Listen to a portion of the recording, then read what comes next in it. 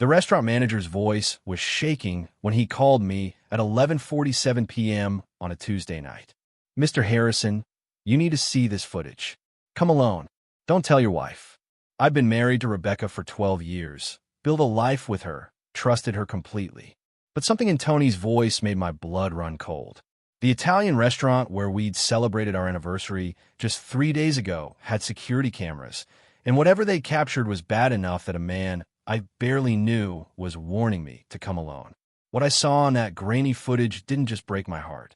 It revealed a conspiracy that had been destroying me for years, and the woman I loved was at the center of it all.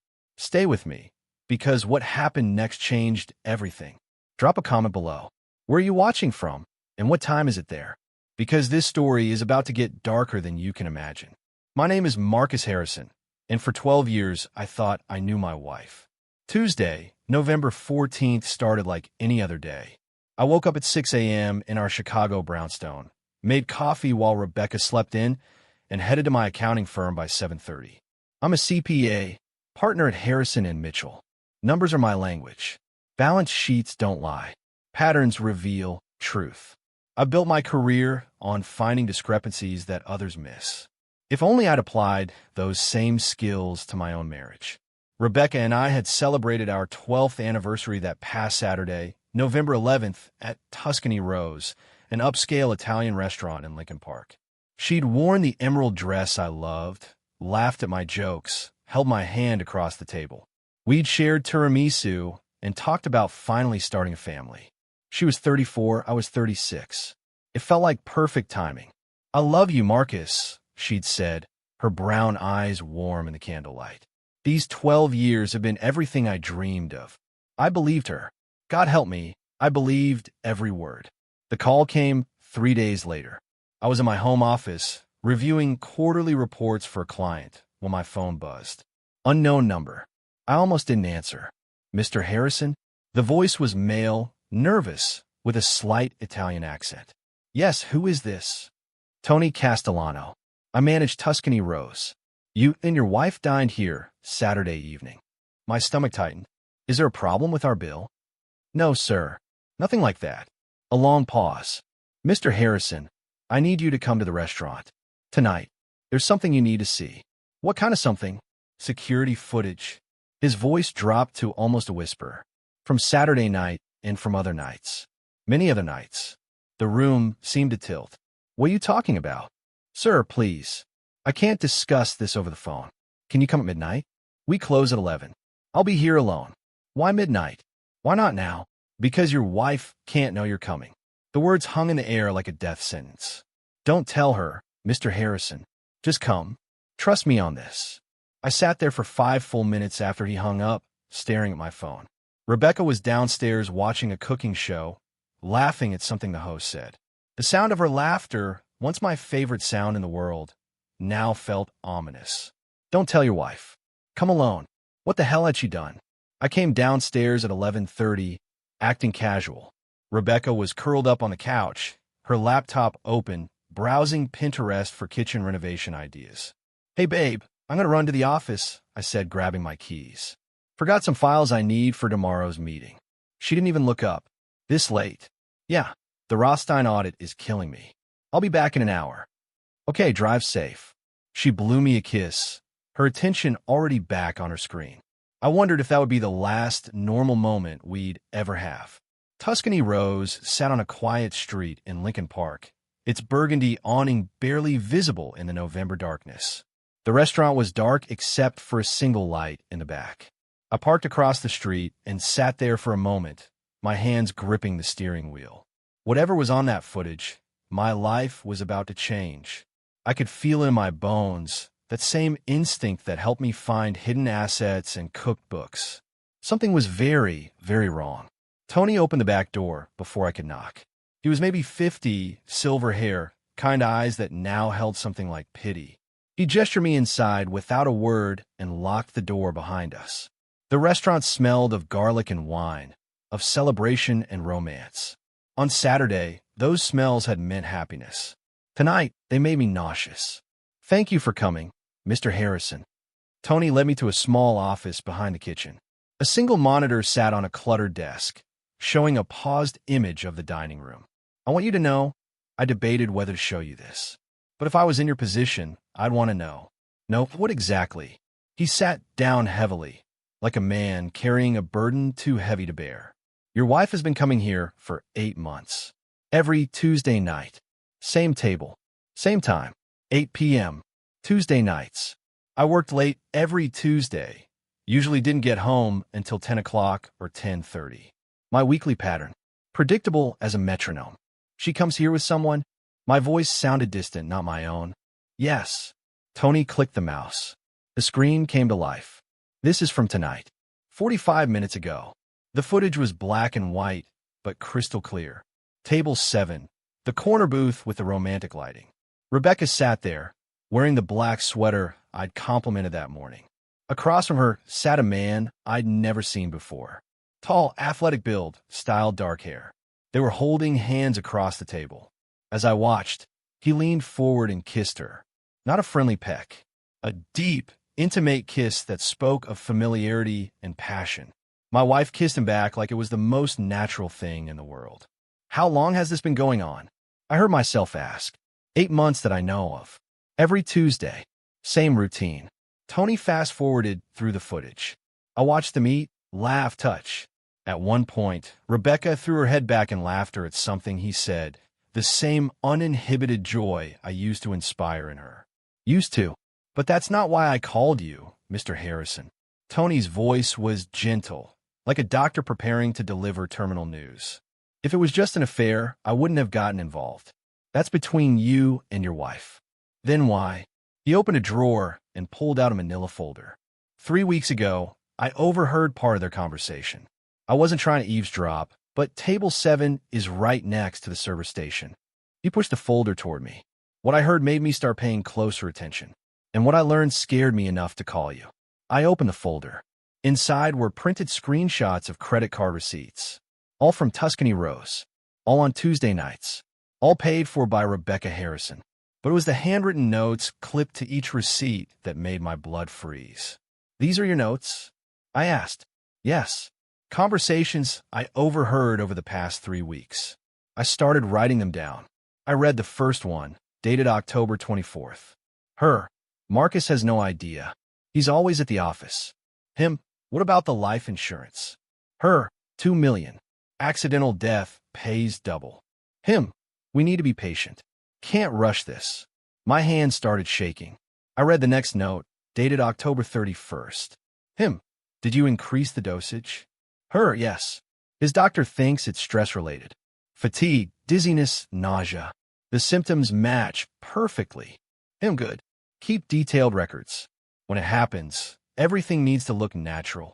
The third note, dated November 7th, 4 days before our anniversary. Her. I almost feel bad. He's so devoted. Him. Don't get soft now, Rebecca. We've invested too much time. Once he's gone, we split the insurance, sell the house, and start over in California. Her. You're right. I just need to keep playing the loving wife a little longer. The room spun around me. I gripped the edge of the desk, fighting the urge to vomit. Mr. Harrison? Tony's voice seemed to come from far away. Are you okay? She's poisoning me. The words came out as a whisper. My wife is poisoning me. Everything suddenly made sense. The fatigue I'd been feeling for months. The dizzy spells. The nausea that came and went. I'd seen 3 doctors. They'd run tests, found nothing conclusive. Stress, they said. Overwork. Cut back on coffee.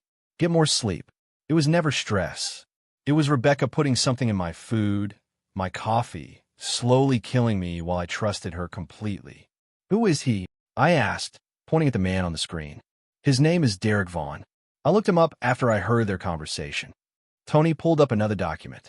He's a personal trainer at Apex Fitness in River North. That's where your wife met him, apparently. She mentioned it in one of their conversations. Apex Fitness. The gym Rebecca had joined 8 months ago, claiming she wanted to get in shape. I'd encouraged her, even paid for the expensive membership. I'd literally funded her affair with the man who was helping her plan my murder. There's more, Tony said quietly. From tonight's conversation, he played audio from the surveillance system. The quality was surprisingly good. Derek's voice came through clearly. How much longer?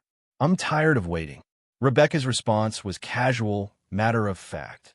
The symptoms are getting worse. His doctor is concerned about possible cardiac issues. I'm thinking Christmas.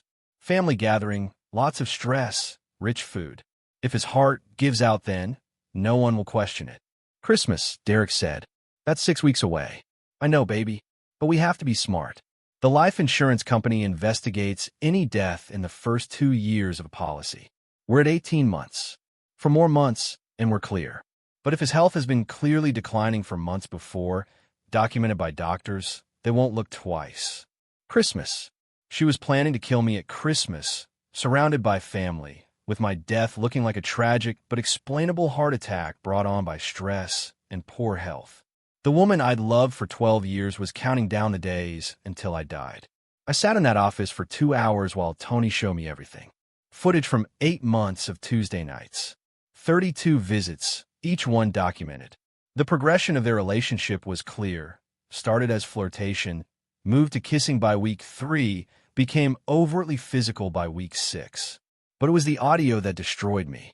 Tony had been recording their conversations for 3 weeks, ever since he'd overheard the life insurance discussion.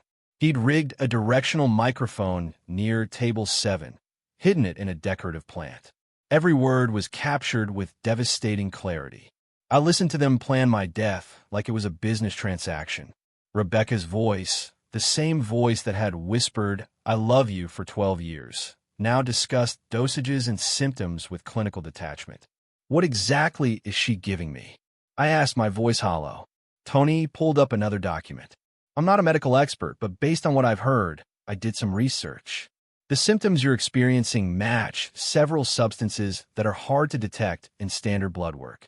He showed me printouts from medical websites. Antifreeze poisoning, arsenic, various medications that, in small doses over time, could cause cardiac stress and eventually failure. She mentioned something called subliminal dosing in their October 31st conversation. Tony continued. Small amounts, never enough to trigger immediate alarm, but accumulating over time. By the time it kills you, your medical records will show months of declining health. The autopsy will show an enlarged heart, damaged organs, everything consistent with natural cardiac failure. Perfect crime. No murder weapon. No evidence.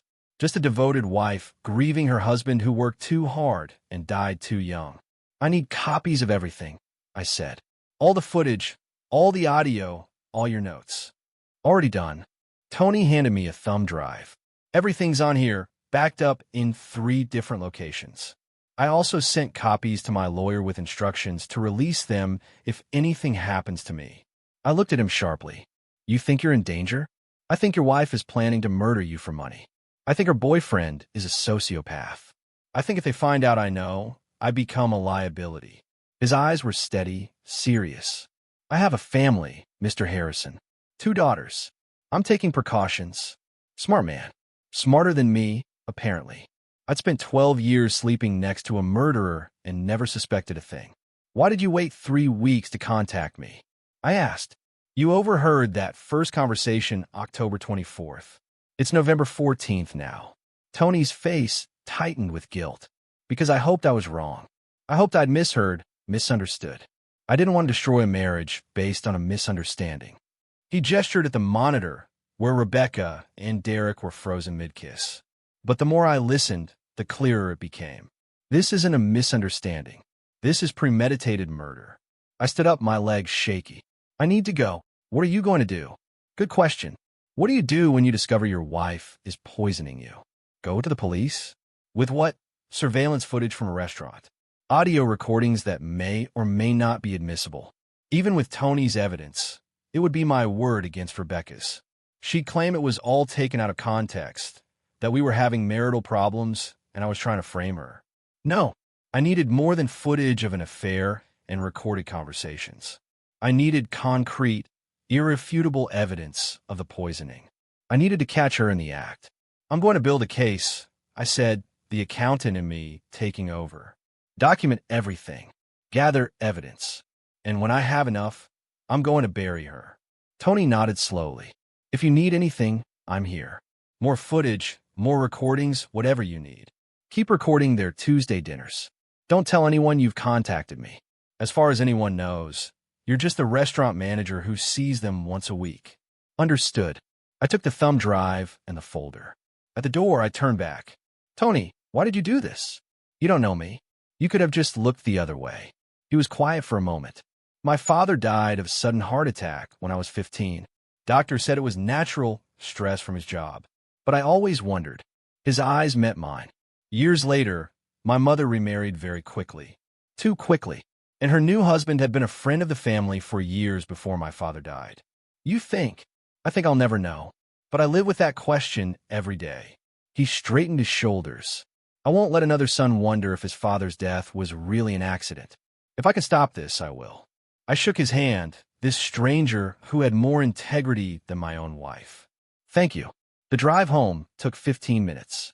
I used that time to think, to plan, to shift from devastated husband to strategic investigator. Rebecca had been poisoning me for months, maybe longer. Every symptom I'd experienced suddenly made sense. The fatigue that hit me after meals at home. The dizziness that came on randomly. The nausea that my doctor couldn't explain. The occasional irregular heartbeat that concerned my physician. All of it was Rebecca, slowly killing me while I loved her, trusted her, gave her everything. But she'd made mistakes. She'd gotten comfortable, sloppy. She'd had her affair in a restaurant with security cameras. She'd discussed her plans where someone could overhear. She'd underestimated the integrity of a restaurant manager who gave a damn about right and wrong. Now I had 3 things she didn't know I had: evidence, awareness, and time. Christmas was 6 weeks away. That's how long I had to build an airtight case, protect myself from further poisoning, and make sure that when Rebecca's plan came to fruition, she'd be the one whose life ended. Not dead, but destroyed. I pulled into our garage at 1:47 a.m. The house was dark except for the bedroom light. Rebecca was probably in bed, scrolling through her phone, maybe texting Derek about their future together. A future built on my corpse. I sat in my car for a moment, looking at our home.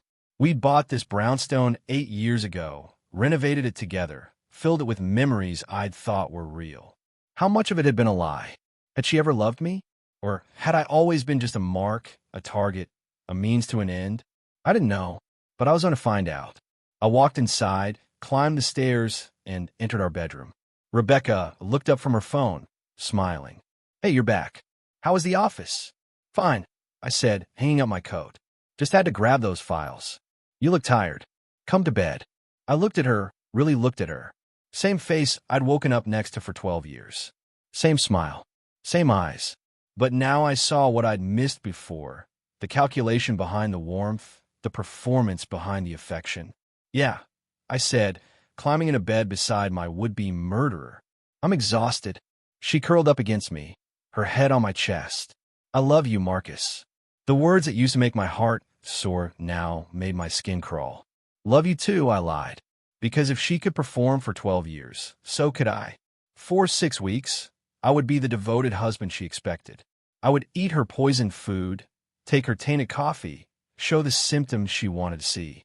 But I would also build a case so comprehensive, so devastating, that she'd never see freedom again. The hunter had become the hunted, and Rebecca had no idea. Wednesday morning, I woke up with a plan. Rebecca had killed me slowly, methodically, over months. I would return the favor by dismantling her life piece by piece, but I'd do it in weeks, not months. I had until Christmas. That gave me 42 days. First priority, stop the poisoning without letting her know I was aware. At 7 a.m., while Rebecca showered, I went downstairs and examined our kitchen with new eyes. Which food and drinks had made me sick. I kept a mental inventory of when I'd felt worst. After morning coffee, after dinner at home, after the protein shakes Rebecca had started making for me 3 months ago. The protein shakes. To help with your energy levels, she'd said. I've been touched by her concern. I opened the pantry and found the protein powder, an expensive organic brand Rebecca had ordered online. I unscrewed the lid and saw the powder looked normal, but I wasn't taking chances. I dumped it in a plastic bag and hid it in my car. I'd take it to a lab for testing. The coffee was trickier. We had an espresso machine, used pods. Hard to contaminate those without it being obvious. Unless I checked the sugar bowl. We both took sugar in our coffee. I dampened my finger, touched the surface of the sugar, and tasted it. Normal sweetness, but with a faint chemical aftertaste. So subtle I'd never noticed before. The sugar. She was putting something in the sugar. I photographed the sugar bowl, then carefully transferred some into a small Ziploc bag. More evidence for the lab. Then I did something risky. I replaced our sugar bowl with a new one from the pantry, using clean sugar from a sealed bag. If Rebecca noticed, she'd know I suspected something. But I couldn't keep poisoning myself, not even to maintain cover. I had to take the risk. When Rebecca came downstairs at 8 o'clock, I was already in my suit, ready for work, sipping coffee made with clean sugar. "You're up early," she said, kissing my cheek. "Big day. The Rothstein audit is consuming my life." Poor baby. She started making her own coffee. "Don't forget, we have that dinner with your parents on Friday." I know. Looking forward to it. Another lie. My parents loved Rebecca. They thought she was the perfect wife. The truth would devastate them. But that was a problem for later. Today's priority, evidence collection. At 9 a.m., I walked into the offices of Blackstone Investigations, a private investigation firm I'd used occasionally for corporate work. The owner, Marcus Chun, was a former FBI agent who specialized in financial crimes and domestic surveillance. "Marcus Harrison," he said, shaking my hand. "Haven't seen you in what, 2 years? 3. I need your help with something personal." I spent the next hour laying it all out. The restaurant footage, the overheard conversations, my symptoms, my suspicions about poisoning. Chin listened without interruption, his expression growing darker. "Jesus, Marcus, this is attempted murder." "I know, but I need proof before I go to police. If I accuse her now with just the restaurant footage, she'll claim it's an affair and nothing more. The poisoning allegations will sound like a bitter husband's revenge fantasy." Chin nodded slowly. "You need to catch her in the act. Document the poisoning directly." "Exactly. Can you help?" "Hell yes, I can help. What you're describing is a conspiracy to commit murder. If even half of what you suspect is true, your wife and her boyfriend need to be behind bars." We spent the next 2 hours planning. Chin would install covert cameras throughout my house, focusing on the kitchen. Run a complete background check on Derek Vaughn. Have the protein powder and sugar tested by a forensic toxicologist. Monitor Rebecca's communications, if possible. Provide me with a body camera to wear at home. The body camera is crucial, Chin explained. If she's putting something in your food or drinks, we need visual proof. Wear it whenever you're home. I'll give you one that looks like a regular fitness tracker. What about legality? Illinois is a 2-party consent state for recording. You're in your own home, and you have reason to believe a crime is being committed against you. The recordings will be admissible. Plus, we're not using them for a criminal trial yet. We're gathering evidence to bring to law enforcement. How long until the house cameras are installed? I can have a team there tomorrow while your wife is out. You said she goes to the gym? Every morning, 10 to 11:30. Like clockwork. Perfect. We'll be in and out in an hour. She'll never know we were there.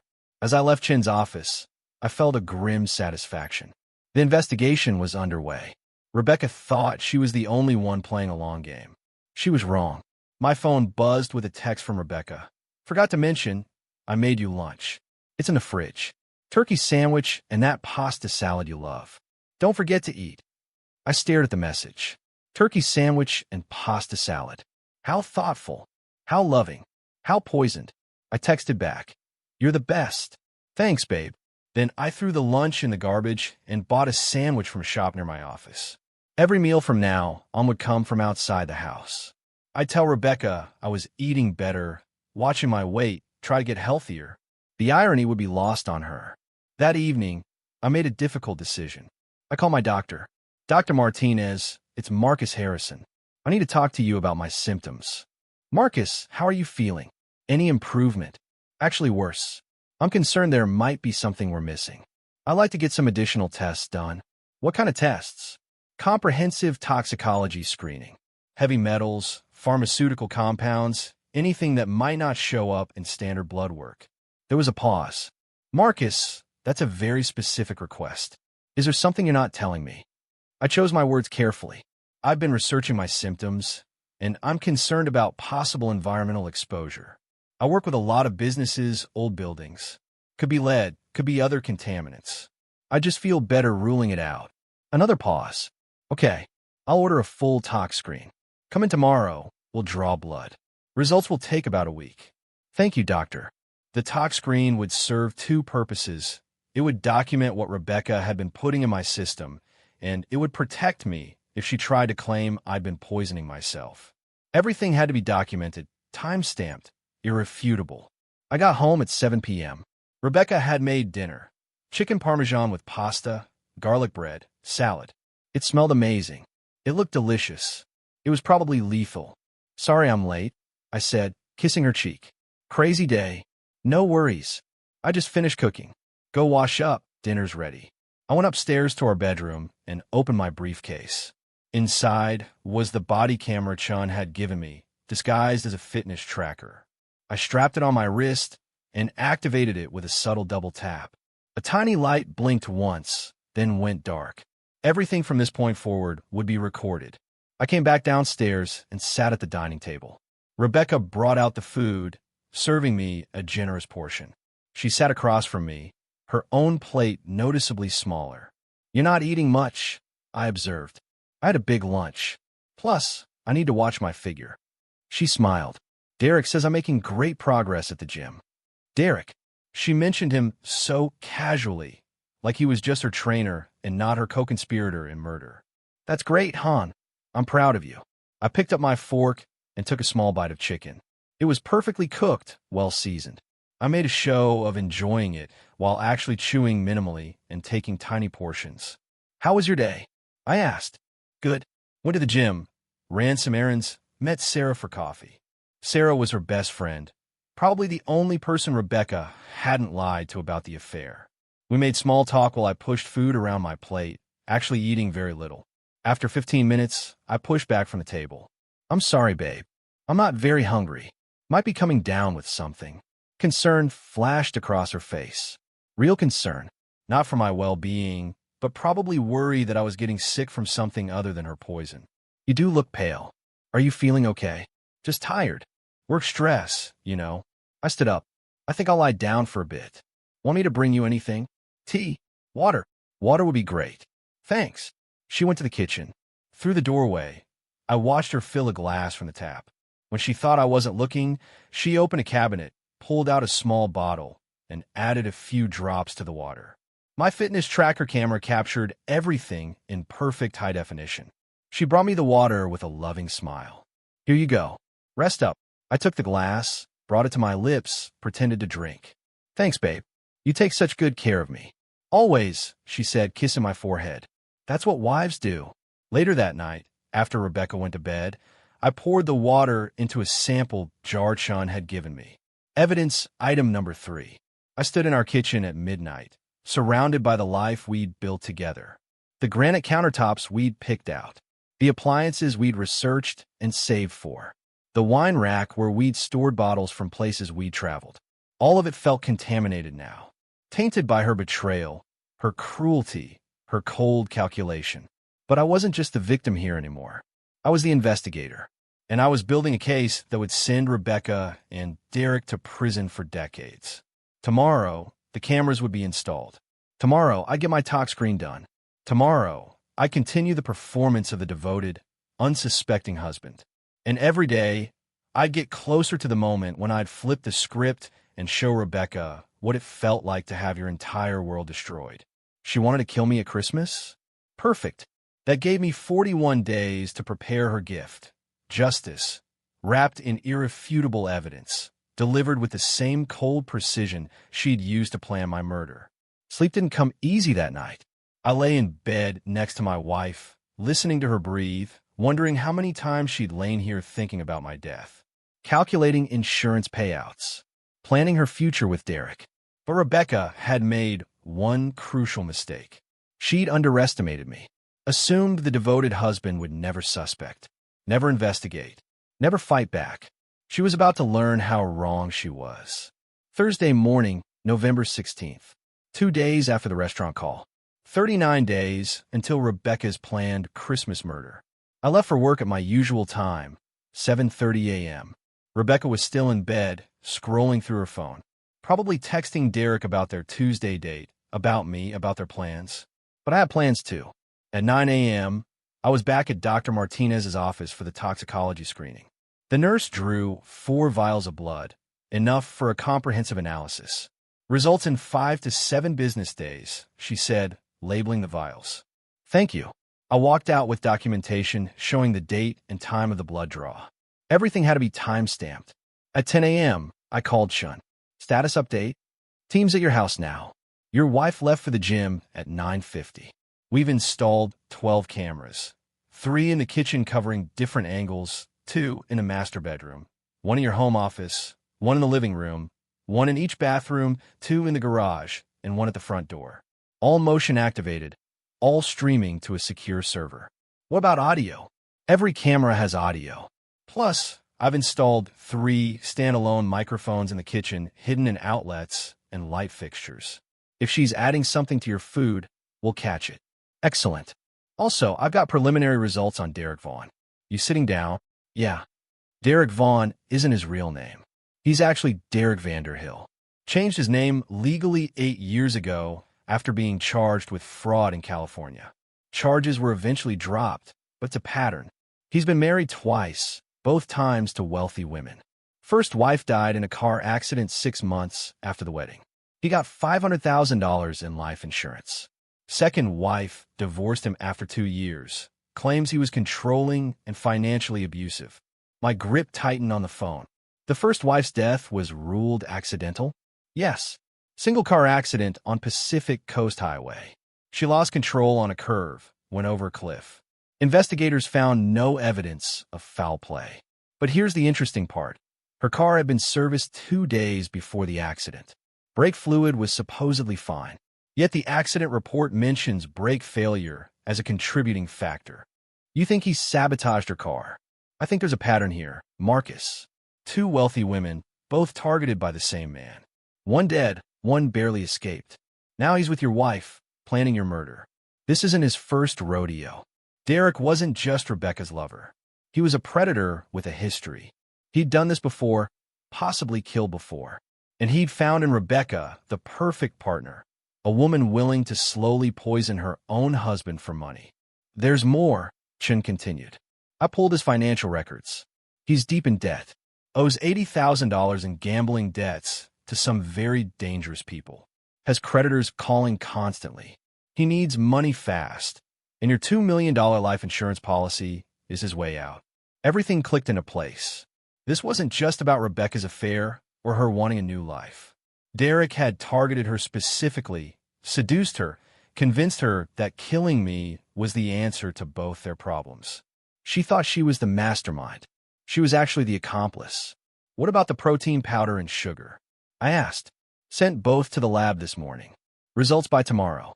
But Marcus, I'm going to tell you what I suspect we'll find. Low doses of digoxin or something similar.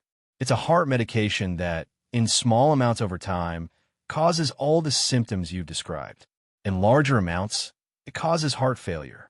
And the beauty of it, from a killer's perspective, is that it's nearly impossible to detect unless you're specifically looking for it. How would Rebecca get digoxin?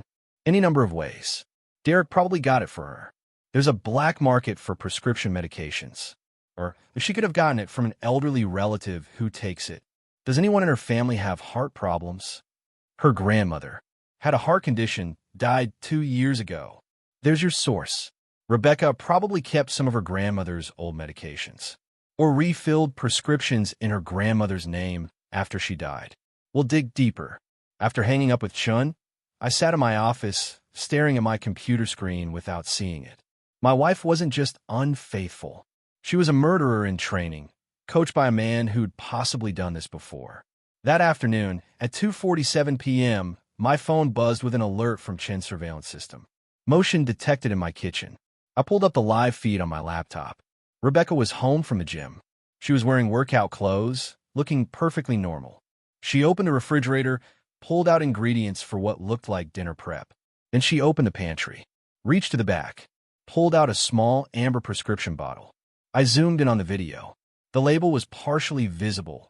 Digoxin 0.25 milligrams. Esther Caldwell. Esther Caldwell was Rebecca's grandmother. Chin had been right. She'd kept her dead grandmother's heart medication. I watched as Rebecca crushed 2 tablets into powder using a mortar and pestle.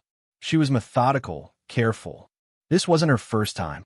She'd done this dozens of times, maybe hundreds. She added the powder to a protein shaker bottle, added protein powder on top, disguising it. Then she wrote on a sticky note, "Made you a shake for after work. Love you," and stuck it to the bottle. She put the bottle in the refrigerator and walked away, humming softly. I had her, on camera, crushing medication, adding it to my drink, creating poison with her own hands. But I didn't move. Not yet. One instance of poisoning wasn't enough. I needed to show a pattern, needed to document multiple attempts, needed to prove premeditation and conspiracy. I sent the video clip to Chun with a message. "We have her. But keep recording. I want everything." His response came immediately. "Copy that. This is attempted murder. You have enough to go to police now." Not yet. Tuesday is her next dinner with Derek. I want to record that conversation. Need to document the conspiracy angle. "You're playing a dangerous game, Marcus." She's already playing it. I'm just playing better. That evening, I came home to find the protein shake waiting in the refrigerator exactly as I'd seen Rebecca prepare it. The sticky note was there. "Made you a shake for after work. Love you." I took a photo of the note and the bottle.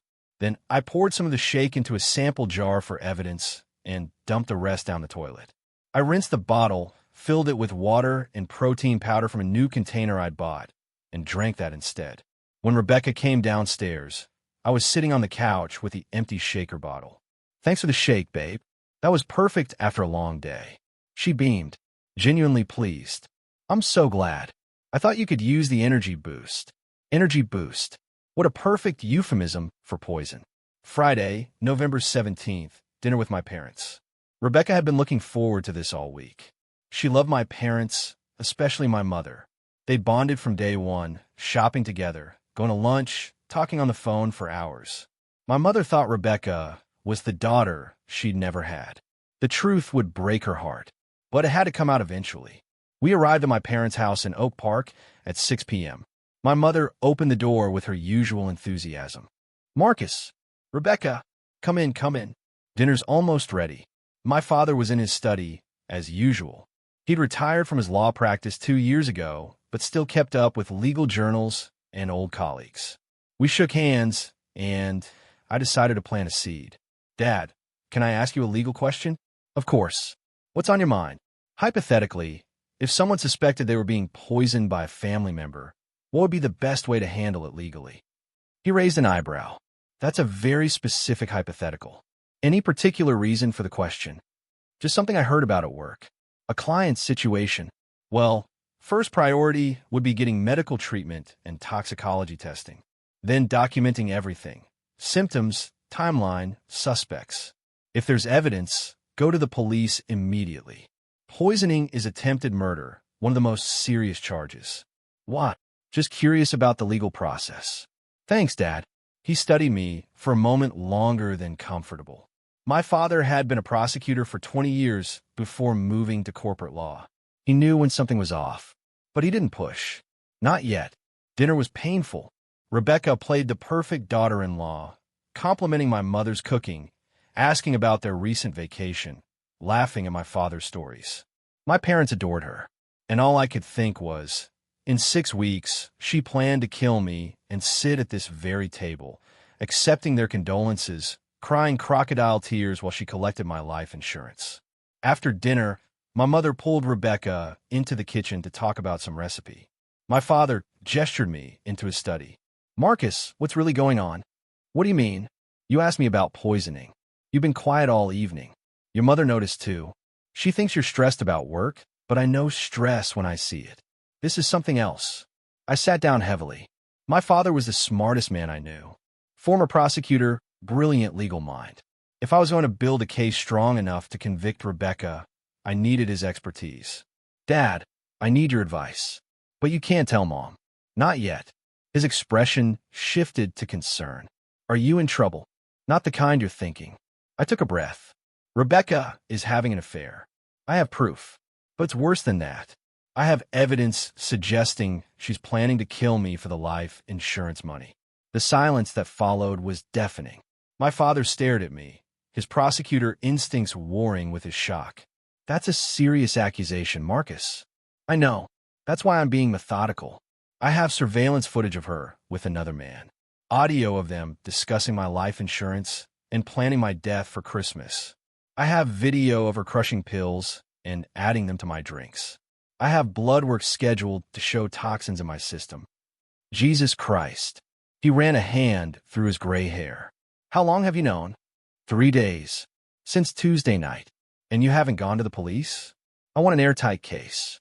One instance of poisoning, one affair, one conversation. A good defense attorney could spin that. But if I document weeks of attempts, show a clear pattern, prove premeditation and conspiracy, there's no defense. My father's legal mind took over. Who's the man? Derek Vaughn, personal trainer at her gym. Real name Derek Vanderhill. Changed his name after fraud charges in California. His first wife died in a suspicious car accident 6 months after they married. He collected $500,000 in life insurance. And now he's helping your wife plan your murder for $2 million. My father's voice was hard. You're dealing with a serial killer, Marcus. I know. How long until Christmas? 38 days. That's your deadline. She's planning to make your death look natural, probably cardiac-related. Yes, she's been poisoning me for months, creating a medical history of heart problems. When I die at Christmas, surrounded by family and stress, it'll look like my heart just gave out. My father stood and paced his study. Okay, here's what you need. First, document every single day between now and Christmas. Every meal, every symptom, every interaction. Second, never eat or drink anything she prepares. Third, get that toxicology report as fast as possible. Fourth, record every conversation with her. Fifth, and this is crucial, record their next meeting. If you can get them on tape discussing the murder plan explicitly, that's conspiracy to commit murder. Life in prison. I have a private investigator handling surveillance. Their next meeting is Tuesday night. Same restaurant, same time. Good. But Marcus, you're walking a tightrope here. If she suspects you know, she might accelerate her plan, or flee, or eliminate evidence. You need to be very, very careful. I am. I'm playing the devoted husband perfectly. You also need to protect yourself legally. Tomorrow, go to your bank. Set up a new account she doesn't know about.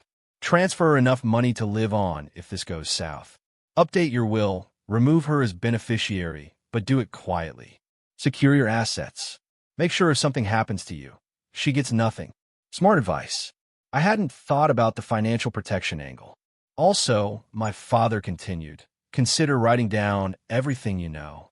A detailed statement, signed and notarized, kept in a safe location. If anything happens to you before you can go to the police, that statement becomes evidence. You think she might succeed? I think you're dealing with someone who's planned your murder for months and a man who's possibly killed before. Assume they're dangerous. Assume they're smart. And assume they'll do anything to protect themselves if they feel cornered. We sat in silence for a moment. Then my father asked the question I'd been dreading. Do you still love her? I don't know. Honest answer. I loved who I thought she was. But that woman doesn't exist. The real Rebecca is a stranger who wants me dead. When this is over, you're going to need therapy. What you're going through, living with someone plotting your murder, it's psychological torture. I'll deal with that later. Right now, I need to stay focused. Okay, keep me updated. And Marcus, be safe. I don't want to bury my son because he was trying to build the perfect legal case. We rejoined the women in the living room. Rebecca and my mother were laughing about something, close as ever. My mother had no idea she was sitting next to her son's would-be killer. On the drive home, Rebecca was in a great mood. Your parents are wonderful. Your mom invited me to go shopping next weekend. That sounds nice. I kept my eyes on the road. She also mentioned they're planning a big Christmas dinner. Whole family. She's so excited. Christmas dinner. where Rebecca planned for me to have a fatal heart attack surrounded by family. Looking forward to it, I said. That night, I lay awake while Rebecca slept peacefully beside me. I thought about my father's warning. Assume they're dangerous. Assume they're smart. Derek had possibly killed before. Rebecca had been poisoning me for months without detection. Together, they were a lethal team. But they'd made mistakes. They'd gotten comfortable. And comfortable people make errors. Tuesday was 4 days away. For days until their next restaurant meeting. For days until I'd record them discussing my murder in detail. And then, the countdown to Christmas would begin in earnest. Tuesday, November 21st, 6 days since Tony's call. 33 days until Christmas. I'd spent the past 4 days in careful preparation. The house cameras had captured Rebecca poisoning my food 6 more times. Protein shakes, coffee, dinner, even orange juice. Each instance was documented in crystal clear video. Chun had compiled everything into a comprehensive evidence file. The toxicology results had come back Monday. Dr. Martinez called me personally. Marcus, we need to talk about your blood work. Can you come in today? I went during lunch. Dr. Martinez closed his office door, his expression grave. Your tox screen shows elevated levels of digoxin. Significantly elevated. Do you take any heart medications? No, none. Does anyone in your household? I paused, choosing my words. My wife's grandmother had a prescription before she died 2 years ago. Dr. Martinez leaned back. Marcus, digoxin toxicity causes exactly the symptoms you've been experiencing: fatigue, nausea, irregular heartbeat, dizziness. Long-term exposure can cause permanent heart damage and eventually death. Where is this digoxin coming from? I don't know, doctor, but I need you to document everything. This blood work, my symptoms, the timeline. Can you do that? He studied me for a long moment. Are you in danger? Possibly. That's why I need documentation. Marcus, if someone is poisoning you, you need to go to the police immediately. I will. Soon. But I need more evidence first. He wrote everything up: detailed medical report, lab results, timeline of symptoms, formal documentation of digoxin poisoning. I added it to Chin's evidence file. Now it was Tuesday evening, 7:30 p.m. Rebecca had left for the gym at 7:15, but I knew she wasn't going to the gym. She was on a Tuscany Rose for her weekly date with Derek. I followed at a distance, keeping 3 cars back. Chin's surveillance van was already parked near the restaurant. Tony had set up a special table with enhanced audio recording and 3 camera angles. At 7:50, I watched Rebecca enter the restaurant. She was wearing a red dress I'd never seen before, designer heels, makeup done perfectly. She looked beautiful, radiant, excited. She looked like a woman in love. At 7:53, Derek arrived. He kissed her at the door, not caring who might see. They sat at table 7, their regular spot, and Tony brought them wine. I was parked across the street, connected to the surveillance feed through my laptop. Chun sat beside me in my car, monitoring multiple angles. Audio is crystal clear, he said. We'll get everything. The conversation started light. How was your day? Did you miss me? I can't wait until we're together full time. Standard affair talk. But then Derek leaned forward. We need to talk about the timeline. Rebecca's expression shifted to business mode. What about it? Christmas is 33 days away. I've got creditors breathing down my neck. They want their money by December 15th. If I don't pay, they're going to break my legs, maybe worse. We need to accelerate. Derek, we talked about this. It has to look natural. If Marcus dies too soon after the insurance policy was taken out, they'll investigate. We're at 18 months. That's close enough. His health is clearly failing. Everyone can see it. His own doctor is worried. If he has a heart attack next week, no one will question it. Rebecca looked uncertain. Next week is too soon. We need at least another month of documented decline. Babe, I don't have another month. These guys don't negotiate. They don't give extensions. It's pay or die, and I can't pay without the insurance money. Then you should have thought about that before you got in debt to loan sharks. Derek's expression darkened. Don't start with me, Rebecca. You're the one who's been dragging this out. It was supposed to be done by now. Instead, you're feeding him tiny doses like you're afraid to commit. I'm not afraid. I'm being smart. There's a difference. Smart would have been giving him a heart attack 6 months ago. Instead, you're playing housewife while I'm dodging collectors. They were arguing. Perfect. Stressed people make mistakes, reveal more than they intend. If you're so impatient, Rebecca snapped, why don't you do it yourself? You managed to kill your first wife without getting caught. Silence. Complete silence. Chun and I looked at each other. She'd just gotten Derek to confirm he'd murdered his first wife. That was different, Derek said quietly, dangerously. Jennifer's death was an accident. A tragic brake failure on a dangerous road. There was no evidence because there was nothing to find. Right? Just like Marcus's heart attack will be natural causes. No evidence because there's nothing to find. But that requires patience. I'm out of patience. And I'm out of time. So here's what's going to happen. Thanksgiving is this week. Big family dinner at his parents' house, right? Yes. Perfect. High-stress situation, rich food, lots of people around. You increase the dose in his morning coffee. Give him enough to trigger a serious cardiac event. He has a heart attack at Thanksgiving dinner. Paramedics are called, but it's too late. Tragic loss during the holidays. Everyone is sympathetic. No investigation because he's been having heart problems for months. Thanksgiving is in 3 days, Derek. Exactly. 3 days, and this is over. By Christmas, we'll have the insurance money and be on a beach in Mexico. Rebecca was quiet, thinking. I watched her face through the camera feed. She was actually considering it. What about his parents? His father is a retired prosecutor. He might ask questions. Let him ask. Marcus has been sick for months. Multiple doctor visits, documented symptoms, toxicology reports showing heart problems. When an overworked accountant with heart issues dies of a heart attack at a stressful family dinner, nobody suspects murder. They suspect bad luck and genetics. The toxicology reports don't show heart problems. They show digoxin, which treats heart problems. His doctor will assume he was self-medicating or someone in the family gave him the prescription. Either way, it supports the cardiac failure narrative. Rebecca took a sip of wine. Okay, Thanksgiving, but I need you to stay away until it's done. No contact, no calls, no texts. Nothing that links us until after he's dead. Fine. But Rebecca, this time I'm serious. No more delays. Thursday morning, you make sure he gets a strong dose. By Thursday evening, he's dead. Understood. Understood. They sealed the agreement with a kiss. Then Derek added, and just so we're clear, if you back out now, you're on your own. I'll disappear, and you'll be left holding the bag when the police start asking questions. I'm not backing out. I've come too far to stop now. Good.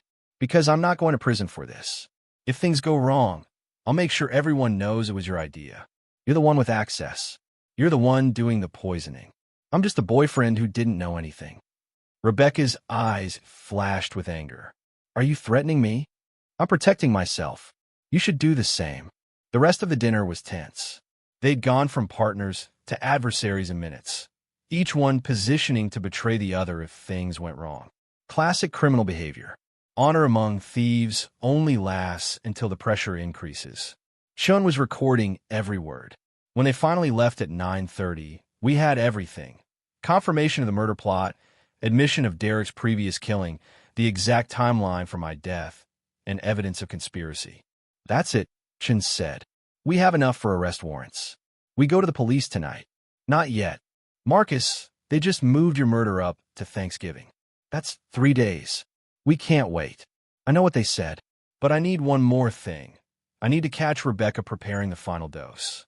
On camera, in our house with clear intent. Then we have attempted murder with conspiracy and all the previous poisonings as supporting evidence. It's bulletproof. You're cutting it very close. Thanksgiving is Thursday.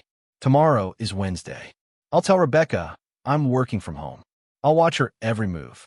When she prepares the poison coffee Thursday morning, we'll have her. Then we call the police with everything. Months of poisoning, the restaurant meetings, tonight's conversation, the final attempt. The case is so overwhelming, no jury would acquit. Chun looked at me like I was crazy. Maybe I was, but I'd come this far. I'd lived with my would-be murderer for 6 days, documented everything, built an unbeatable case. I wasn't going to rush it now and risk a legal technicality setting her free. Okay, Chin said finally. But I'm putting a protective detail on you. Starting tonight, you're not alone. If anything seems off, we intervene immediately. Agreed. I drove home, arriving at 10:15. Rebecca's car was already in the garage. I found her in the bedroom, changing out of the red dress. Hey, babe, how was your evening? I asked. Good. Had dinner with Sarah. How was work? Exhausting. The audit is killing me. I sat on the bed. I'm thinking about working from home tomorrow. Just need a quiet day to focus. That's fine. I'll try to stay out of your way. Actually, it would be nice to have you around. Maybe you could make us lunch, spend the day together before the Thanksgiving craziness. She smiled, that same loving smile I'd fallen for 12 years ago. I'd love that. Perfect. It's a date. I went to bed that night, knowing tomorrow would be critical. Rebecca would be home, likely preparing for Thursday's murder attempt. And I would be watching, recording, documenting everything. The end game was here. Wednesday, November 22nd. Thanksgiving Eve. 32 days until Christmas. 2 days until Rebecca's planned murder. I woke at 7 a.m. to find Rebecca already up, making coffee in the kitchen. Through the hidden cameras, Chin's team was watching her every move. I had my fitness tracker body camera activated. Morning, babe, I said, entering the kitchen. Morning. Coffee, please. I watched as she poured from the pot. This coffee hadn't been tampered with. She'd poured from the same pot she was drinking from. The poison dose would come later, tomorrow morning, the fatal dose Derek had demanded. We spent the morning in comfortable domesticity. I worked in my home office while Rebecca did laundry, cleaned, made phone calls. To any observer, we looked like a normal married couple preparing for Thanksgiving. But through the surveillance system, Chun and I watched her every move. At 11:30, she went into the bedroom and made a call on her cell phone. I pulled up the audio feed. It's me, she said quietly. Tomorrow morning. I'll make sure he drinks it all. Derek's voice, double the amount we discussed. We can't risk failure. Double? That's dangerous. What if someone detects it in the autopsy? You said his doctor already found elevated digoxin levels. They'll think he was taking his grandmother's old medication. Or they'll assume cardiac failure. Either way, it supports the narrative. Okay, double dose. Tomorrow morning. And Rebecca? Don't call me again until it's done. We can't have any communication record. I know. I'll see you in a few weeks after everything settles. Mexico. Christmas on the beach. New identities. New life. I love you, Derek. Love you too. Now go be the grieving widow you were meant to be. She hung up, sat on the bed for a moment. Then she stood, smoothed her clothes, and went back to playing housewife. At 2 p.m., Rebecca went to the pharmacy. Chin's team followed at a distance. She picked up a prescription, paid in cash, and returned home. Through the surveillance feed, I watched her open the pharmacy bag. Inside was a bottle of digoxin, 0.25 milligrams tablets. The prescription was in a name I didn't recognize. Chun, I said on our secure line. Can you check that prescription? Already on it. The name is Rachel Harper. Checking now. A pause. Rachel Harper died 3 months ago. Age 78, cardiac condition. Rebecca must have refilled her prescription using the deceased woman's information. That's prescription fraud on top of everything else. Add it to the list. That evening, we had a quiet dinner. Rebecca seemed relaxed, almost happy. Her ordeal was almost over. By tomorrow night, I'd be dead, and she'd be free. Except I wouldn't be drinking her poisoned coffee. After dinner, I made a show of feeling unwell. I'm exhausted. Might turn in early. You've been working too hard, Rebecca said, concern in her voice. Tomorrow is Thanksgiving. Try to relax, enjoy the day with family. I will. Thanks for taking such good care of me. Always, Marcus. Always. At 11 p.m., when Rebecca was asleep, I slipped downstairs and called my father. Dad, it's happening tomorrow. Thanksgiving morning. She's going to put a double dose of digoxin in my coffee. When I have the heart attack at your house, she expects me to die. Jesus. What's your plan? I'm not drinking the coffee. I'll fake drinking it, document her preparing it, then take it as evidence. After Thanksgiving dinner, when we get home, I'm calling Detective Martinez at Chicago PD. Chun has compiled everything. Months of surveillance, the restaurant meetings, tonight's phone call, tomorrow's attempt. It's over.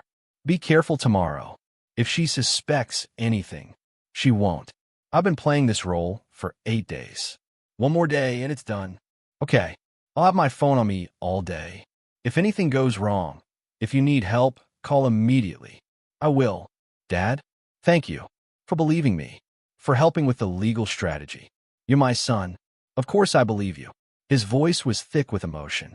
I'll see you tomorrow. And Marcus, I'm proud of you. What you've done, building this case while living with her, that takes incredible strength. Or incredible stupidity. Sometimes they're the same thing. I went back to bed, lying next to my wife for what I hoped was the last time. Tomorrow, one way or another, this nightmare would end. Thanksgiving morning arrived with clear skies and cold November air. I woke at 7:30 to the smell of coffee brewing. Rebecca was already up, moving around the kitchen. I activated my body camera and went downstairs. Through the hidden cameras, Chen's team was recording every angle. This was it, the final piece of evidence. Morning, I said, kissing Rebecca's cheek. Happy Thanksgiving. Happy Thanksgiving, babe. Coffee, please. I need all the caffeine I can get before we deal with my family. She laughed. Your family is lovely. I watched as she poured coffee into 2 mugs. She handed me mine, kept one for herself. We stood in the kitchen, sipping coffee, talking about the day ahead. What time do we need to leave? She asked. Dinner's at 4. We should probably head over around 3. Okay, I'm going to shower and get ready. She went upstairs. The moment she was out of sight, I poured my coffee into a sample jar and replaced it with fresh coffee from the pot. The poison dose was preserved for evidence. At 10 a.m., Rebecca called me upstairs. Marcus, can you help me with something? I found her in our bedroom, standing at her dresser. In her hand was the bottle of digoxin from yesterday. I found this in Grandma Esther's old things, she said. Her voice was casual, but I saw the calculation in her eyes. Do you think we should throw it out? It's probably expired. She was setting up her defense, establishing that the digoxin came from her grandmother, that we discussed it, that it was innocent. Yeah, probably should toss it, I said. Don't want any medication mix-ups. You're right. She walked toward the bathroom. I thought she was going to dispose of it. Instead, she opened the cabinet, crushed 8 tablets in a powder using a mortar and pestle she'd hidden there, and added the powder to my protein shake bottle. She was making a second dose, a backup in case the coffee hadn't been enough. All of it was captured in high-definition video. What are you doing? I asked. Making your protein shake for later. I know you like to have one in the afternoon. That's sweet, but I don't think I'll want one today. We're having a huge dinner. Okay, I'll just leave it in the fridge in case you change your mind. She was determined I would die today. Coffee, protein shake, probably something at my parents' house too. She wasn't taking chances. At 3 p.m., we drove to Oak Park. Rebecca was in a great mood, singing along to the radio, excited about the day. I watched her from the corner of my eye. This woman I'd loved for 12 years and saw only a stranger. Dinner at my parents' house was everything it should have been. Family, laughter, too much food, football on TV. My mother had outdone herself. Turkey, stuffing, mashed potatoes, 3 types of pie. Rebecca played her role perfectly. Loving wife, devoted daughter-in-law, helpful with dishes and serving. My mother beamed at her. Marcus, you're so lucky to have her. If only she knew. At 6 p.m., Rebecca suggested we head home. Marcus isn't feeling well, she told my parents. I think the rich food was too much. I had been playing up symptoms all day, fatigue, slight dizziness, shortness of breath. Rebecca wanted everyone to remember I'd been unwell at Thanksgiving. When I died, they'd say, well, he didn't look good at Thanksgiving. We should have seen it coming. My father caught my eye as we left. I gave him a subtle nod. It was time. We drove home in silence. Rebecca kept glancing at me, probably wondering why the cardiac event hadn't happened yet. I'd supposedly consumed enough digoxin to drop an elephant, but I was still conscious, still driving. How are you feeling? She asked. Tired. Ready for bed. Maybe you should have that protein shake when we get home. Might help settle your stomach. Maybe. We pulled into our garage at 6:45 p.m. I turned off the car and looked at Rebecca. I need to tell you something, I said. Her expression shifted to concern. What's wrong? I know about Derek. The color drained from her face. What? I know about your affair. I know about the Tuesday dinners at Tuscany Rose. I know about the life insurance. And I know you've been poisoning me for months. She was frozen, her mind racing. Then, Marcus, I don't know what you're talking about. Who's Derek? Derek Vanderhill, also known as Derek Vaughn. Your personal trainer. Your lover. Your accomplice in my planned murder. This is crazy. You're paranoid. Maybe you need to see a doctor. I've seen a doctor. He found elevated levels of digoxin in my blood. The same digoxin you've been crushing and adding to my food. The same digoxin you put in my coffee this morning and my protein shake this afternoon. Her eyes darted to the house, probably calculating whether she could run, called Derek, destroy evidence. I have everything, Rebecca. 8 days of surveillance video showing you poisoning my food. Audio recordings of you and Derek planning my death. Toxicology reports. Witness statements from the restaurant manager. Prescription fraud. It's over. You can't prove anything. Her voice was hard now, defensive. Even if I was having an affair, that doesn't mean. I have you on video. This morning, crushing digoxin tablets and adding them to my coffee. I have audio of you telling Derek you'd give me a double dose. I have months of evidence showing systematic, premeditated attempted murder. She stared at me, and I saw the moment she realized it was over. The calculation in her eyes shifted from defense to attack. You bastard. You've been spying on me. I've been protecting myself from my wife, who's been trying to kill me. I wasn't trying to kill you. I was just... She stopped, realizing she'd almost admitted guilt. You were just what? Slowly poisoning me for fun? Making me sick for months because you enjoyed watching me suffer. Silence. Get out of the car, I said. The police are waiting inside. What? I opened the garage door. Standing inside were Detective James Martinez from Chicago PD, Chun, and 2 uniformed officers. Rebecca Harrison, Detective Martinez said, stepping forward with handcuffs, "You're under arrest for attempted murder, conspiracy to commit murder, and prescription fraud." She looked at me with such hatred I barely recognized her. You set me up. No, you set yourself up. I just documented it. As they read her rights and led her away, she turned back one last time. I loved you once, Marcus. Maybe you should have been a better husband. I was a great husband to a woman who never existed. They put her in the back of a police car. Within an hour, Derek was also arrested at his apartment. They found burner phones, forged prescriptions, and detailed plans for identity changes and fleeing to Mexico. It was over. The trial lasted 6 weeks. It began in February, 3 months after the arrests. The prosecution laid out the case methodically. 8 months of affair, months of poisoning, recorded conspiracies to commit murder, Derek's history with his first wife. The evidence was overwhelming. Chun testified about the surveillance footage. Tony Castellano testified about the overheard conversations. Dr. Martinez testified about the digoxin poisoning. My father testified about my suspicions and the legal strategy we developed. I testified for 4 hours. Described finding out about the affair, the poisoning, the murder plot. Described living in my house for 8 days knowing my wife was trying to kill me. Described watching her crush pills and add them to my coffee on Thanksgiving morning. The defense tried to claim I'd fabricated everything, that the affair was real, but the murder plot was my paranoid invention. But the evidence was too strong. Video doesn't lie. Audio recordings don't lie. Toxicology reports don't lie. Derek tried to flip on Rebecca, claim it was all her idea. But the recordings showed clearly that he'd been the driving force, the one with experience, the one pushing for acceleration. On March 15th, after 3 days of deliberation, the jury returned guilty verdicts on all counts. Rebecca was sentenced to 25 years for attempted murder and conspiracy. Derek was sentenced to 30 years for attempted murder, conspiracy, and for the reopened investigation into his first wife's death. California authorities had enough evidence to charge him with that murder as well. Both would serve their sentences in separate maximum security prisons. Neither would be eligible for parole for at least 20 years. The day of sentencing, I sat in the courtroom and felt nothing. Not satisfaction, not vindication, not even sadness.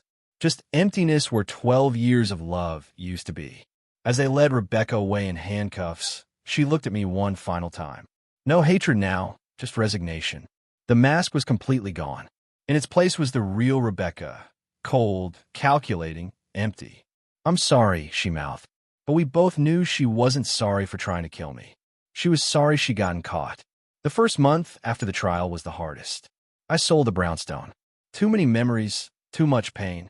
Every room reminded me of lies. The kitchen where she'd poisoned me. The bedroom where we'd slept side by side while she planned my death. The dining room where we'd shared meals she'd contaminated. I bought a condo downtown, smaller, but with better security. No one had keys but me. I checked my food obsessively. Trust had become impossible. My parents were devastated. My mother especially.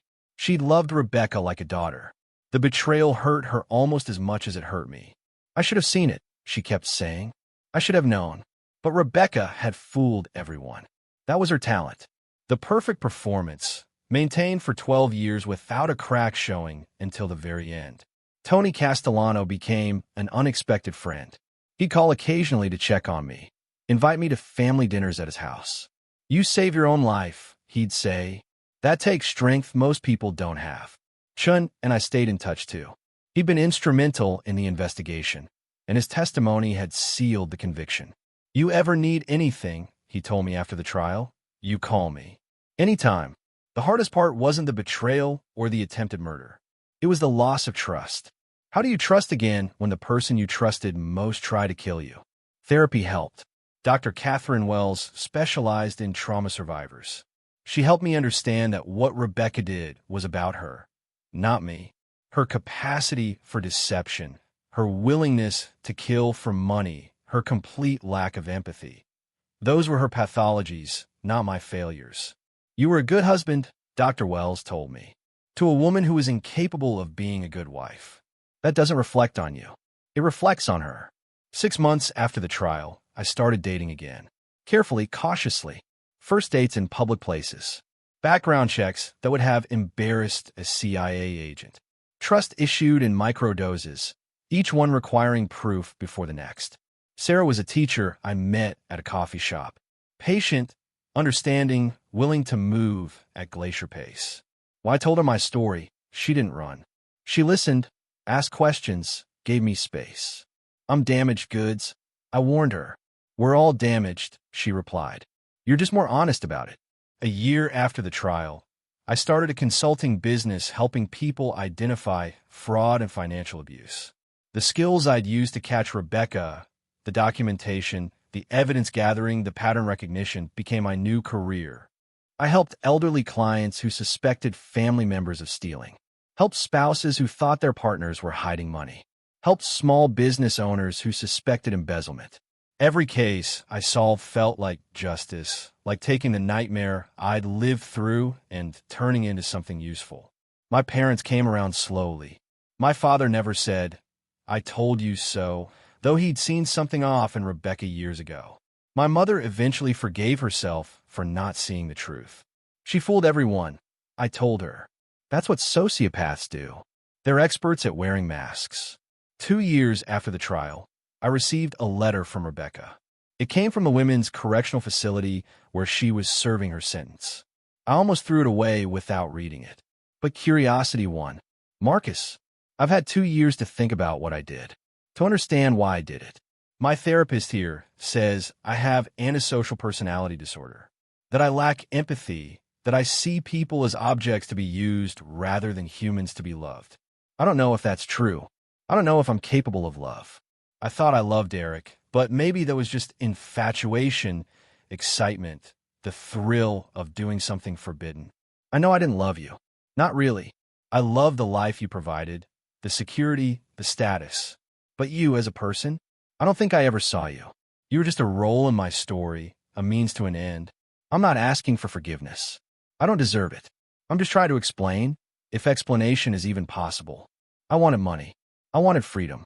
I wanted a life without responsibility or consequence. And I was willing to kill you to get it. That's the truth. The ugly, simple truth. Derek is here too, in the men's facility. We're not allowed contact. I don't miss him. I don't miss anyone. That's probably the scariest part. Realizing I'm not capable of missing people. You were a good husband. You deserved better than me. I hope you found it. Rebecca, I read the letter 3 times. Then I burned it. Some things don't deserve space in your life, even as cautionary tales. 3 years after the trial, I married Sarah in a small ceremony with close friends and family. My father walked me down the aisle. My mother cried tears of joy. You found a good one this time, my father whispered as I passed. I know. Sarah understood my need for transparency, for open communication, for checking and double-checking. She never took offense when I verified things, when I asked for proof, when I moved slowly. Trust is earned, she'd say. Take your time. I'm not going anywhere. And she didn't. She stayed through my nightmares, through my panic attacks when I found unfamiliar pills in the bathroom. Turned out to be her vitamins, through my obsessive checking of food and drinks. You went through hell, she told me one night. You're allowed to be cautious. 4 years after the trial, I testified before the Illinois legislature on elder abuse and financial fraud protections. My story had made national news, and lawmakers wanted to hear from someone who'd survived and build a case that resulted in conviction. Financial abuse often escalates to physical harm, I told them. My wife started with small lies, moved to affairs, then to poisoning. By the time I discovered the truth, she'd been trying to kill me for months. We need better protections, better detection methods, better support for victims who suspect abuse. The testimony led to new legislation. Mandatory reporting for financial professionals who suspect elder abuse, stronger penalties for poisoning cases, better training for law enforcement on evidence collection in domestic cases. Rebecca's attempt to kill me had changed laws that would protect others. 5 years after the trial, I sat in my condo office, working on a case for an elderly client who suspected his daughter of stealing, when my phone rang. Mr. Harrison? This is Warden Catherine Brooks from Danville Correctional. I'm calling about Rebecca Harrison. My stomach tightened. What about her? She's been diagnosed with terminal cancer. Stage 4. She has approximately 6 months to live. She's requested to see you. You're not obligated, but I wanted to extend the option. I sat in silence for a long moment. Rebecca was dying. The woman who tried to kill me was now dying herself. Poetic justice? Divine retribution? Or just bad luck? Thank you for calling, Warden. I'll think about it. I didn't think about it long. The answer was no. Rebecca had taken 12 years of my life, had poisoned me for months, had planned my death with cold precision. She'd earned her fate. I owed her nothing. But Sarah had different thoughts. Maybe you should go, she said that evening. Not for her. For you. To close that chapter completely. I don't need closure. She's in prison. That's closure enough. Is it though? You still have nightmares. You still check your food. You still struggle to trust. Maybe facing her one last time, seeing her powerless and dying, might help you heal. I considered it for 3 days. Then I called the warden. I'll visit. Once. 1 hour. That's it. The drive to Danville Correctional took 2 hours. I brought Sarah with me. She waited in the visitor center while I went through security. The meeting room was small, sterile, with cameras monitoring every angle. Rebecca was brought in wearing an orange jumpsuit, handcuffed, looking 20 years older than the woman I'd married. Cancer had ravaged her. She was gaunt, bald from chemotherapy, moving slowly. She sat across from me, and for a moment, neither of us spoke. Thank you for coming, she said finally. Her voice was weak, thin. I'm not here for you. I'm here for me. I understand. She looked down at her hands. I'm dying, Marcus. 6 months, maybe less. I heard. I wanted to see you one more time. To say things I couldn't say in a letter. Then say them. She took a shaky breath. I destroyed your life. I know that. I stole 12 years from you. Poisoned you. Tried to kill you. And for what? Money? Freedom? Neither of which I got because I'm spending my last days in a prison cell. Is that your apology? I don't know how to apologize for what I did. Sorry seems meaningless. But I am. I'm sorry I hurt you. I'm sorry I wasted your love. I'm sorry I became a monster. You didn't become a monster, Rebecca. You always were one. You just hid it well. She nodded slowly. Maybe you're right. Maybe I was born this way. Maybe I never had a chance at being normal. Derek said you targeted me. Is that true? Yes. I was looking for someone stable, someone with money, someone I could manipulate. You were perfect, kind, trusting, successful. You never suspected a thing. The honesty was brutal but freeing. No more lies. No more pretending. Did you ever love me? Even a little? She met my eyes. I don't know what love is, Marcus. I thought I did.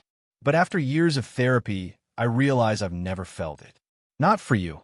Not for Derek. Not for anyone. I'm missing something fundamental. Some capacity for connection that normal people have. That's not an excuse. I know. It's just an explanation. We sat in silence. I looked at this dying woman, this stranger who'd shared my life for 12 years, and felt nothing. No anger, no pity, no satisfaction at her suffering. Just emptiness where she used to be. I hope you found happiness, she said. After me. I hope you found someone who could love you the way you deserved. I did. Her name is Sarah. She's everything you weren't. Honest, loyal, capable of actual human emotion. Good. That's good. Rebecca smiled sadly. I'm glad you survived me. I'm glad you beat me. You deserve to win. I didn't win, Rebecca. I survived. There's a difference. Fair enough. The guard signaled that our time was up. I stood to leave. Marcus. Rebecca's voice stopped me at the door. For what it's worth, you were the best thing in my life. Even if I didn't appreciate it. Even if I destroyed it. You were good to me, and I threw it away. That's my biggest regret. Goodbye, Rebecca. Goodbye. I walked out of that prison and never looked back. 4 months later, I received a call from the warden. Rebecca had died in the prison infirmary, cancer having run its course. She'd requested that I be notified. I felt nothing. No closure, no satisfaction, just acknowledgement that a chapter of my life was finally, truly over. I didn't attend her funeral. Derek did, handcuffed and escorted by guards. He had another 25 years to serve. 6 years after that phone call from Tony Castellano, I stood in front of a room full of people at a victims' rights conference. I'd been invited to speak about surviving domestic murder attempts and building successful prosecutions. My wife tried to kill me for 8 months before I discovered the truth. I began. She poisoned my food daily, systematically destroying my health while I trusted her completely. When I finally learned about the plot, I had 72 hours before her planned murder attempt. I told them about the restaurant call, the surveillance, the evidence gathering, the Thanksgiving confrontation. I showed them the systematic approach. Document everything, build overwhelming evidence. Protect yourself while gathering proof. The key, I explained, is recognizing that your safety comes first. I was lucky. I had time to build a case. Many victims don't. If you suspect abuse, if something feels wrong, trust that instinct. Don't wait for perfect evidence. Get out, get safe, then get justice. After the presentation, a woman in her 50s approached me. My husband has been acting strange. I think he's poisoning my food, but I have no proof, and everyone thinks I'm paranoid. I gave her Chin's card. Call this investigator. Tell him I sent you. He'll help you gather evidence safely. Don't eat anything your husband prepares. Don't drink anything he gives you. And document everything. What if I'm wrong? What if I'm just being paranoid? Then you'll know for certain. But if you're right, you'll be alive to prove it. That's what matters. She thanked me with tears in her eyes. That's when I realized that my nightmare had become my purpose. Rebecca had tried to destroy me, but instead, she created someone who could help others survive what I'd survived. Every person I helped detect fraud was a victory. Every case I solved was justice. Every victim I supported was evidence that evil doesn't always win. Today, I run a successful consulting firm specializing in financial and domestic abuse detection. I've helped hundreds of people document evidence, build cases, and escape dangerous situations. I've been married to Sarah for 3 years. We have a daughter, Emma, who just turned 1. Sarah knows my story, knows my scars, knows my triggers. She's patient with my caution, understanding of my need to verify, supportive of my work. You turn trauma into purpose, she told me recently. That's not just survival. That's transformation. Maybe she's right. Rebecca took 12 years of my life. But in trying to destroy me, she created something stronger. A man who understands evil, recognizes manipulation, and dedicates his life to helping others escape it. My father, now 80, still practices law part-time. We have lunch every Wednesday. He's proud of the work I do, proud of how I rebuilt my life. You took the worst thing that ever happened to you, he said recently, and made it matter. That's character, son. That's integrity. My mother has accepted Sarah completely. She's a devoted grandmother to Emma, and she's forgiven herself for not seeing Rebecca's true nature. You taught me something important, she told me last Christmas. You taught me that love isn't blind. Love should be clear-eyed, honest, and built on trust that's earned, not assumed. Tony Castellano and I still meet occasionally for dinner at Tuscany Rose. Same restaurant where it all began. Different table, though. Table 7 holds too many memories. You ever think about how different things would be if I hadn't called? He asked once. All the time. I'd probably be dead.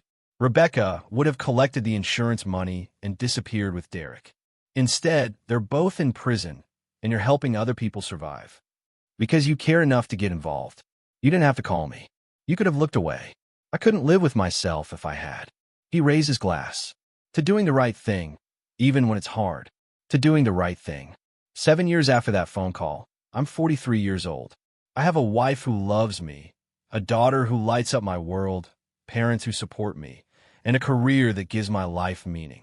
Rebecca is dead. Derek is in prison. The nightmare is over. But the lessons remain. Trust your instincts. If something feels wrong, investigate. Don't dismiss your own intuition in favor of what you want to believe. Document everything. Evidence is protection. Pattern recognition is survival. Financial abuse often escalates. Watch for warning signs, controlling behavior, isolation, unexplained illnesses, suspicious financial activity. Never assume you're safe just because you love someone. The people who harm us most are usually the people we trust most. Get help. Don't try to handle abuse alone. Professionals like Chun, lawyers like my father, advocates like Tony, they exist to help. Use them. And finally, surviving isn't enough. Transform your trauma into purpose. Use your pain to help others. Make your nightmare matter. I share this story not for sympathy, but for awareness. Domestic abuse takes many forms. Financial, emotional, physical, and yes, murder-for-hire conspiracies that sound like bad movies but are devastatingly real. If you're watching this and something resonates, if something feels familiar, if you're wondering whether your own relationship might be dangerous, trust that instinct. Reach out. Get help. Document everything. And remember, you're not paranoid. You're paying attention. There's a difference. My name is Marcus Harrison. My wife tried to kill me for life insurance money. I survived because a restaurant manager cared enough to call me, because I had the skills to build a case, and because I refused to become a victim. This is my story. It's a story of betrayal, investigation, justice, and ultimately, transformation. If it helps one person recognize abuse, document evidence, or escape a dangerous situation, then everything I went through was worth it. Drop a comment below and tell me, what would you have done in my situation? Would you have confronted Rebecca immediately or built a case like I did? And where are you watching from? Subscribe to this channel for more true stories about survival, justice, and the strength it takes to fight back when the people you love become the people you fear. Remember, trust is earned, not given. Safety comes first, and documentation saves lives. Thank you for staying with me through this journey. Thank you for listening. And if you're in danger right now, please reach out. There are people who care, people who will help, people like Tony who will make that phone call even when it's difficult. You deserve to be safe. You deserve to be loved. And you deserve to survive. Stay vigilant out there. Stay safe. And never stop trusting your instincts. Because that restaurant call saved my life. And paying attention to your own warning signs might save yours.